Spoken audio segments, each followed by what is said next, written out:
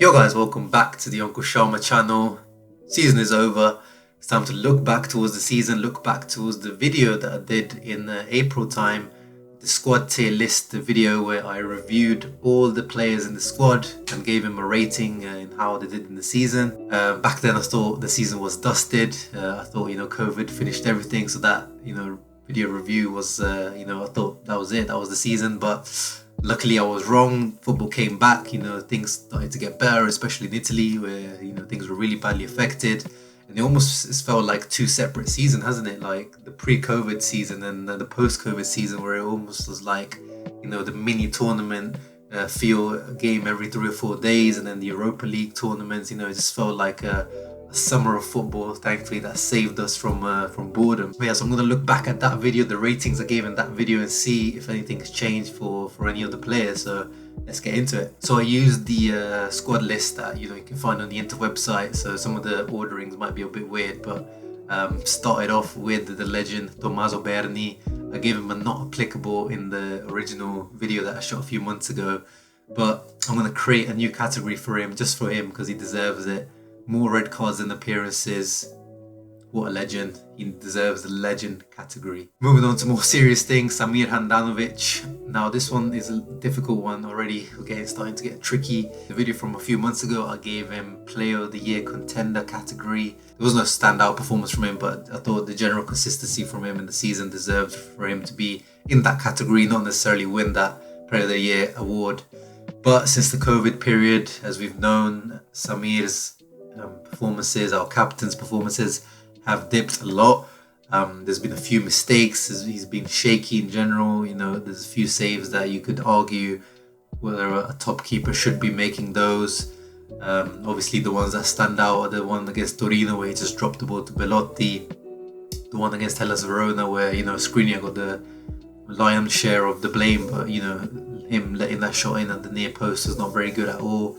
There's a few here and there that I can't remember right now off the top of my mind, but in general, Inter fans' standing of Handanovic has gone down this season. I don't think he's been as bad as some fans do. Always try to find sort of a middle ground. For me, he went from that player of the season kind of contender category to being, a good season / ordinary season.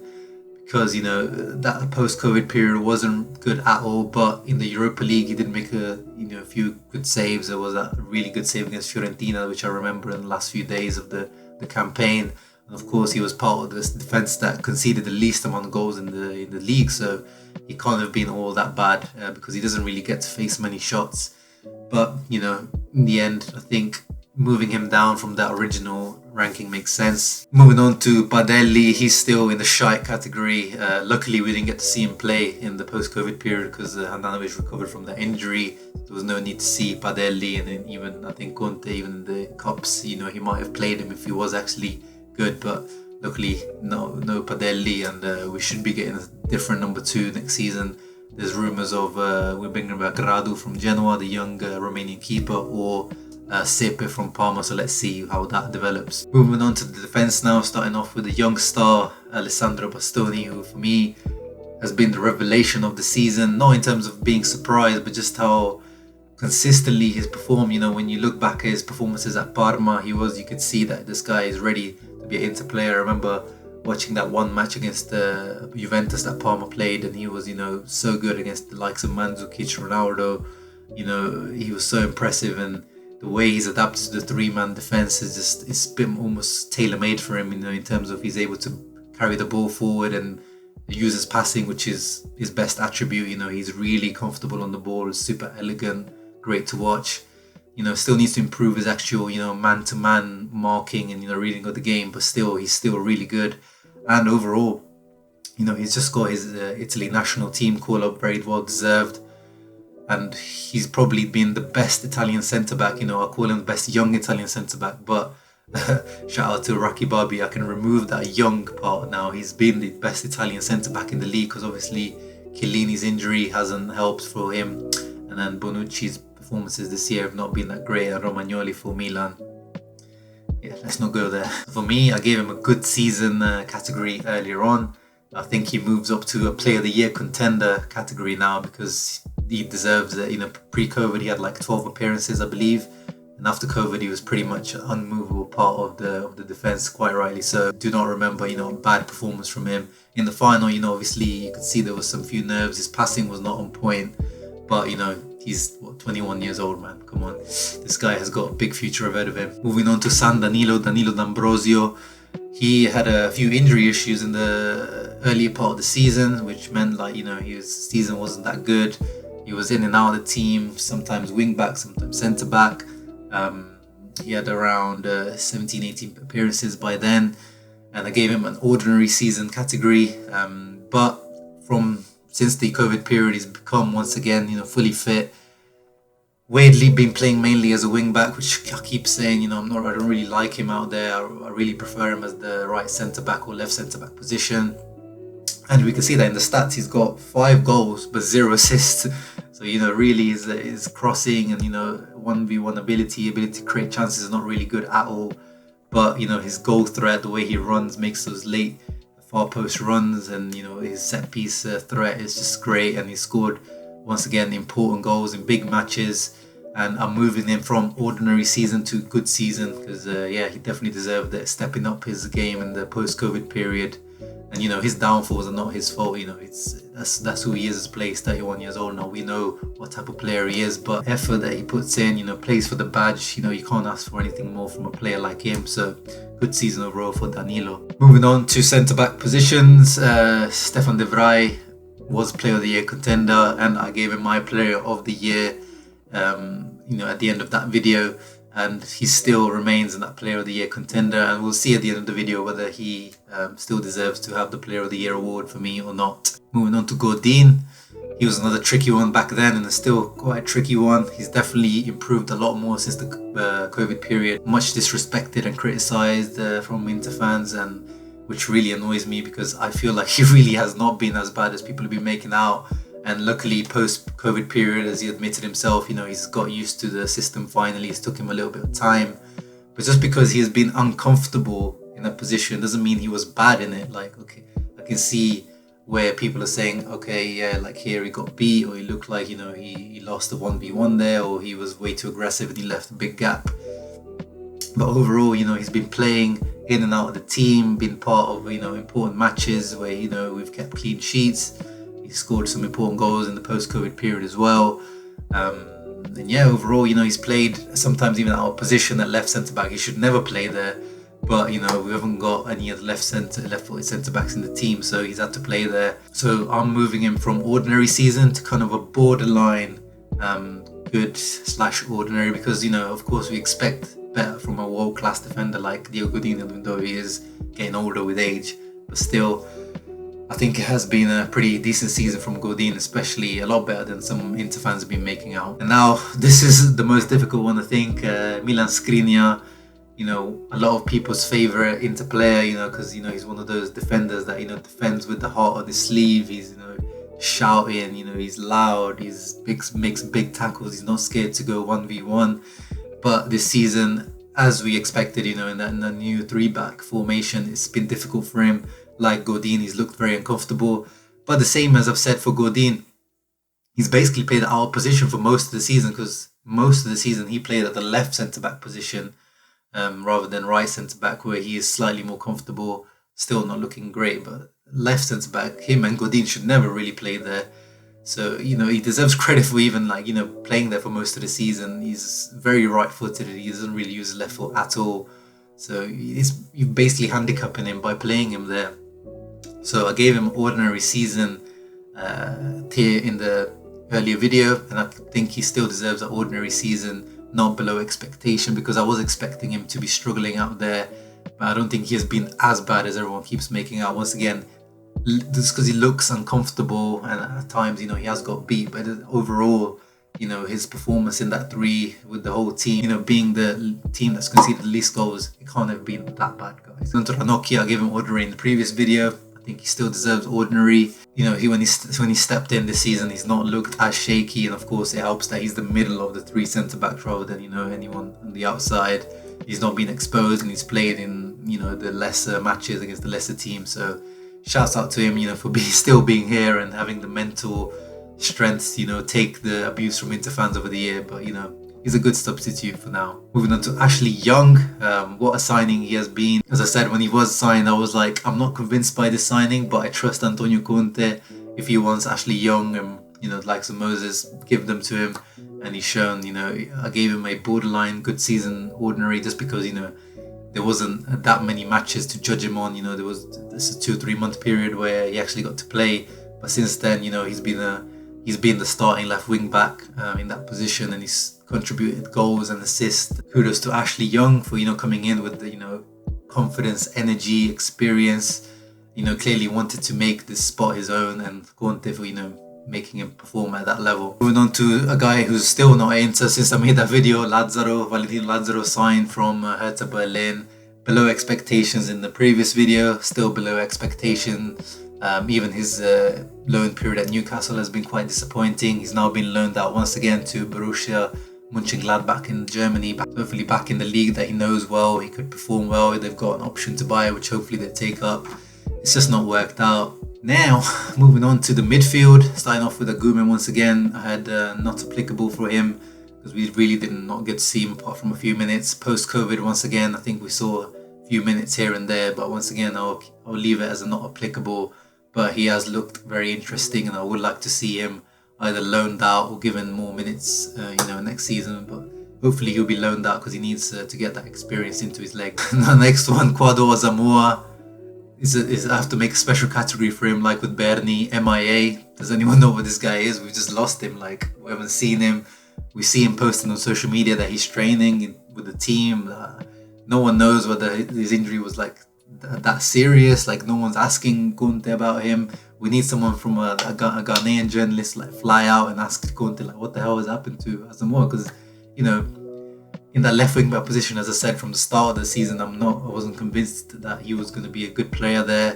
He did okay with a few matches at the beginning. Obviously he's lost a lot of pace and physicality over the years, and obviously his injury proneness is not very useful anymore into the team now. So hopefully we'll manage to sell him on, or find out what has actually happened to him. Moving on to Nicola Barella, for many guys, player of the season contender. And yes, I'm gonna have to move him because in the original video I had him in the good season category because he had that period at the beginning where he was getting used to the team. Then he had a period in the middle where he got injured, unfortunately, where he was out for like a month. And then, he's been up and down a little bit before the COVID period, but post-COVID, he's come back, with he's the Energizer, Duracell battery player in there, never stops running, maybe runs a little bit too much, similarly to Brozovic. Sometimes he loses a bit of finesse and calmness on the ball. He's a little bit too frenetic at times, sometimes he jumps in too much in tackles and gets booked easily, but he's so vital into that midfield. I think he's overtaken Brozovic in terms of he's so important. Like, whatever position you put him in, he put in a great job. And in the Europa League, he's put in some amazing man of the match performances. He's starting to add those goals and assists into his game. He's finishing the season as the highest contributing midfielder with 4 goals and 8 assists. He needs to, add on to those goals. But, 23 years old, he's the future of the Italy midfield. Player of the year contender. Moving on to Nonno Valero, who is actually leaving Inter. His contract is expired, and shouts out to Boa Valero. He posted out on social media that he was honoured to wear these colours, and yeah, we were honoured to watch him play. Once again, a guy that weirdly gets criticised on social media for, I'm really sure why, because I don't know what you guys are expecting sometimes from these players. He's like 35, 36 years old this season. He comes in, controls games. As I said earlier on the season, I think he should have played more. He should have been rotating with Brozovic and Barella a little bit more, because those guys got overworked earlier on the season, which led to their demise in their performances. And then Conte himself admitted that he should have played Borja Valero more. He underestimated what he could give to the cause. I gave him a ordinary season tier earlier on the season, but I think he can move up to kind of a borderline ordinary good season, because he hasn't done anything outstanding. But, the way he comes on and brings calmness onto the pitch a lot of times. And, he's been preferred to Christian Eriksen weirdly a lot of times in that CAM position. And he's done a good job. And shouts out to him. He's gave us a good 3 or 4 years in this shirt. Unfortunately, we signed him like 3 or 4 years too late, after his peak period when he was at Fiorentina. He was a really, really good player. But unfortunately, we signed him a little bit too late, but still, he gave a good contribution to the shirt. Moving on to our regista, Marcelo Brozovic. He gave him a kind of a player of the year / good season. As I said, he had that drop in performances, which I blame on Conte for, keep playing him, because he runs like 12, 13 kilometers per match. Every single match, he's the highest running player on the team for both teams. And then, when you run that much, you can't be played every single match. You have to give him a little bit of rest, and there was that drop off. And in general, when we change formation to 3-4-1-2, he really does not look comfortable in that position. It seems like he really is only good in that one position where he's able to, be the regista of the team. Otherwise, he looks a bit lost. He runs a bit like a headless chicken at times. We know his kind of mental weaknesses where, he starts to, complain and start moving his arms around like a little kid. And at times, he's not shown those leadership qualities that we kind of expect him now. Have some more leadership qualities now. He's 27, 28 years old. We thought he made that jump, but it seems like he hasn't really made that next step to becoming a truly world-class player to carry the team at times. So I've been, he's been one of my favorite players in the team, and I've been a little bit disappointed by him this season. I'm going to move him back into just the good season category. Not ordinary season, because he has still contributed 3 goals and 8 assists or 7 assists. So, high contribution from such a deep position. And, he always gives his best for the team. But I expected a little bit better from Brozovic. Candreva, the most improved player of the season compared to last season. Definitely shout out to Antonio Conte for that, but also on Candreva for working hard in that position. Workhorse, the right wing back position. Started off the season great. I gave him a good season tier, but since then he's almost weirdly fallen out of favour from with Antonio Conte, and quite rightly so. The drop off after the initial burst of form earlier on the season, he's kind of gone back to his old ways of bad decision making, weird selfishness in positions where he should be passing, bad crossing. So I'm going to move him from a good season to kind of a borderline good season, ordinary. Because stat-wise he's not done badly at all, but that end of the season where he was kind of falling out of favour and out of form, I think he deserves to drop off a little bit. Moving on to the most hated guy into social media, probably Roberto Gagliardini. I gave him a below expectation tier earlier on, and I think I'll move him a little bit up, just almost in the ordinary tier. I think obviously, we know that miss against Sassuolo was absolutely embarrassing. Some of his performances have been below par. But just the fact that post-COVID, he's been the player who's played the most minutes out of anyone in the Inter team. He's played almost every single minute, hardly ever substituted because, Conte hasn't trusted Eriksen at times, or, we haven't had any alternative really due to Sensi's injury, Vecino's injury. So he deserves a little bit of credit there for just being there. But obviously he has not been good enough. He shouldn't be part of this team. He shouldn't be playing that many minutes really. But that's not his fault. That's whoever created the squad. That's Conte for not being able to get the best out of him. But I'm just gonna edge him forward. But still, not a very good season from Roberto Gagliardini. Stefano Sensiesta, Italian Xavi, whatever you want to call him. I gave him a good season tier earlier on the season because, he was almost like the best player in the world for like a month and then he died. So I'm going to move him back now because even post-COVID, he got injured in the training before we kicked off again. We didn't see him until a few minutes here and there against in the semi-final of the Europa League. And yeah, so he has to move back to ordinary season because, we only had seen those 12, 13 appearances that we got at the start of the season. To Matthias Vecino, I'll give him ordinary season. I think he retains that ordinary season because, when he did play, he was okay, but then obviously he got injured. Maybe he moves slightly back in the tier list there, but still retaining ordinary season because, injury unfortunately meant that he couldn't help us out as much as he could because I think he would have been more useful than Gagliardini in the team. And hopefully we'll be able to sell him because, I think he's reached the end of a cycle in this team. It will be hard to sell him because he's just had a surgery. So it'll be harder to, convince clubs to buy someone who's just had a surgery. And I think he's 28, 29 years old. So it is now or never if you want to sell him for a good profit. Moving on to Victor Moses. I gave him a not applicable earlier on the season because, he only had those few matches here and there. But now that we've seen him a few times, I'll give him a ordinary season tier ranking because he was good a few matches here and there. He made some really good impacts in some matches as a substitute, especially with his energy, with his pace, with his physicality. And a lot of times I felt like he should have started ahead of Candreva. But unfortunately, most of the times, Antonio Conte preferred Candreva or D'Ambrosio there. And, you know, in the Europa League final, he really came on with very bad energy. I don't think he's going to be retained. I think, you know, Chelsea are asking for a little bit too much for someone who's 31 years old and has a lot of injury history recently. So, ordinary season for Moses, but he has made a good contribution in the 6 months that he was at Inter. Now, Antonio Conte's favourite player, Christian Eriksen, we don't know whether he was an Antonio Conte signing or not. From my understanding, Antonio Conte sanctioned the Eriksen signing and he spoke to Eriksen to convince him to come to Inter. So, you know, I don't think it's as bad as some people are making out where, oh, Antonio Conte really didn't want Eriksen and he fought the Inter board for Vidal and he got Eriksen. I'm sure he would have preferred Arturo Vidal. But, you know, when you have a player of Eriksen's technical ability, you have to, you know, integrate him into the team.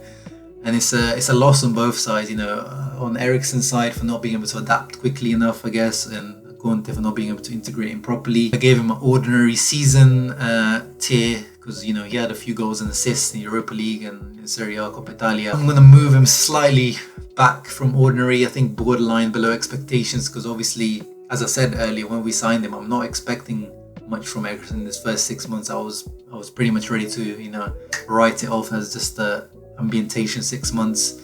I'm going to judge him next season, but still, in some moments, I was expecting a little bit more from him. But I put the blame mainly on Conte on not being able to really integrate him properly. So I'm not willing to give him a proper below expectation season because he still, you know, provided some goals and assists and some quality. And we know he's got a real good quality with some of his set pieces. But just expected a little bit more. Moving on to Sebastiano Esposito, the youngster, the 17-year-old who's, you know, going to sign a new contract with Inter.